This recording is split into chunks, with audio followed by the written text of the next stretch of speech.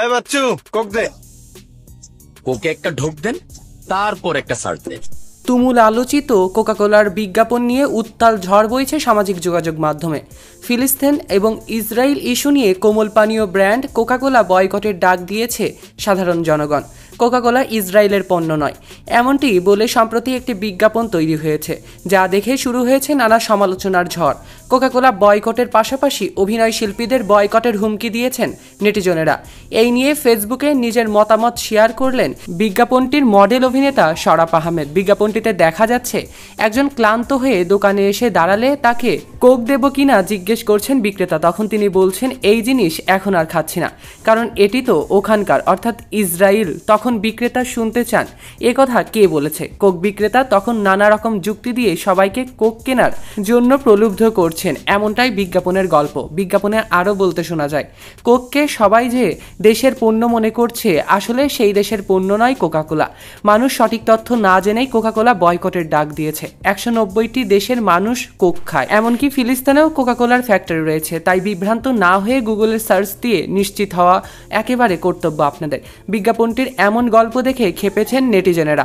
উত্তাল ঝড় বইছে নেটপাড়ায়, মন্তব্যের বন্যা বয়ে গিয়েছে কমেন্ট সেকশনে।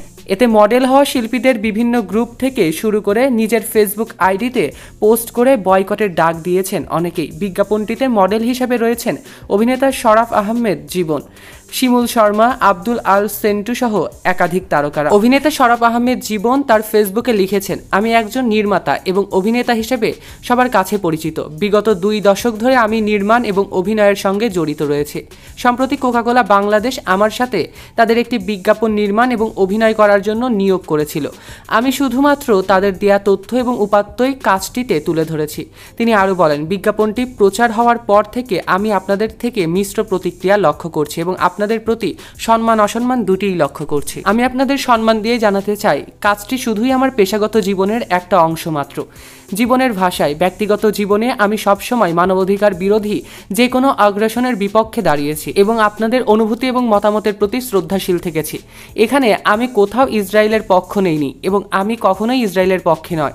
আমার হৃদয় সবসময় ন্যায়ের পক্ষে এবং মানবতার পাশেই আছে এবং থাকবে। বিজ্ঞাপনটিতে যুক্ত হওয়ার প্রসঙ্গে অভিনেতা শিমুল শর্মা সংবাদ মাধ্যমকে বলেন, কোক নিয়ে প্রোপাগান্ডামূলক একটি তথ্য ছড়িয়ে পড়েছে আমাদের দেশে। এছাড়া নেগেটিভ মার্কেটিংয়ে আগ্রহ বেশি থাকে অনেকেরই। সব মিলিয়ে মানুষ প্রতিবাদ করছে, বয়কট করছে। আসলে কোনো প্রোডাক্টকে যদি ধর্মীয় মোড়কে মুড়িয়ে ফেলা হয় তাহলে তো কিছুই করার নেই। সবার নিজেদের জায়গা থেকে স্টেটমেন্ট আছে, এই জায়গা থেকে কোকাকোলা বিজ্ঞাপনটি বানানো হয়েছে। আমরাও চেয়েছি মানুষ সঠিক তথ্যটি পাক। বিজ্ঞাপনটি নিয়ে আপনাদের কি মন্তব্য এবং কোকাকোলা নিয়ে আপনাদের কি মন্তব্য কমেন্টে জানাতে ভুলবেন না। এমনই আপডেট পেতে চ্যানেল এবং পেজটিকে লাইক, ফলো আর সাবস্ক্রাইব করতে ভুলবেন না। সৈকত আহমেদ নূর, সেলিব্রিটি লাইফলাইন।